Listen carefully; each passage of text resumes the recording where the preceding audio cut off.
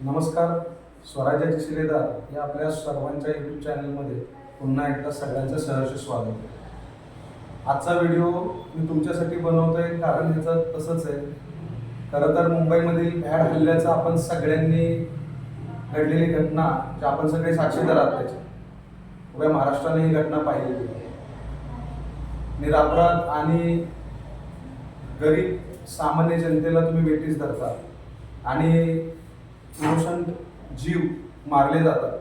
त्यात किती सत्य हे तुम्ही सगळं पाहताच आहे. लोक यामध्ये राजकारण, यामध्ये पैसा, यामध्ये श्रेष्ठत्व, या सगळ्या गोष्टींमध्ये आज देश पातळीवर चाललेलं राजकारण असो वा आंतरराष्ट्रीय पातळीवर चाललेलं राजकारण असो, यामध्ये निरपराध लोकांचा काय दोष आहे सांगा मला. स्वराज्याच्या शिलेदारमध्ये आज आपण याच्यावरच चर्चा करणार आहे की तुम्हाला काय वाटतं हे कमेंट बॉक्समध्ये नक्की सांगा. आज मला राग आलाय म्हणून हा व्हिडिओ करतोय असं अजिबात नाही, परंतु मला असं वाटतं की मी सक्षम असून देखील मी काहीच करू शकत नाहीये माझ्या या निरपराध लोकांसाठी. खरं तर तुम्हाला सांगायचं झालं तर 26/11 काय चूक होती हो सामान्य लोकांची.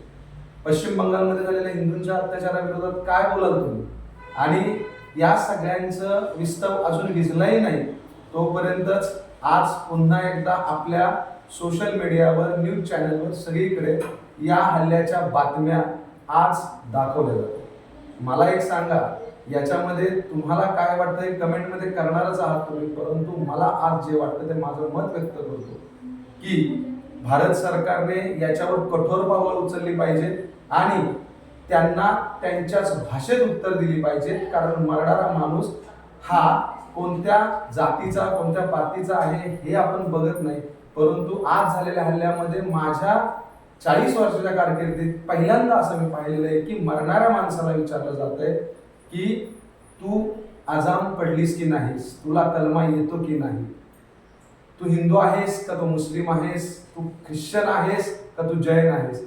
अरे या सगळ्या गोष्टींमुळं आज सामान्य लोकांमध्ये पुन्हा एकदा आगीचं तांडव माजवलं जातंय हे माझ्या सामान्य जनतेला कळलं पाहिजे. आणि या भ्याड हल्ल्याचा निषेध तुमच्या सर्वांच्याकडून झाला पाहिजे.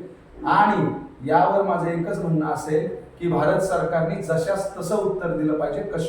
काश्मीरमध्ये बन्सार घाटीमध्ये झालेल्या या पहलगाममध्ये हल्ल्यात आज एक फोटो पाहिला आणि मन खिन्न झालं. आज त्या फोटोमुळेच नव्हे तर आज विदारक दृश्य देखील मी पाहिली आणि म्हणून मला हा व्हिडिओ बनवला.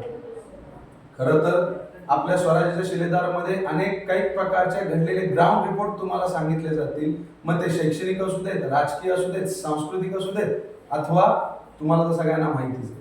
परंतु या सगळ्या गोष्टींना प्रत्युत्तर हे मिळालंच पाहिजे. आणि मी माझं माझं माझं माझं हे सगळ्यांनी सोडून आता फक्त आणि फक्त मी भारतीय म्हणून जागा होण्याची गरज आहे. कारण भविष्याही जे असे हल्ले होत राहिले तर तुमचं आणि माझं आयुष्य धोक्यात आहे हे समजून जा.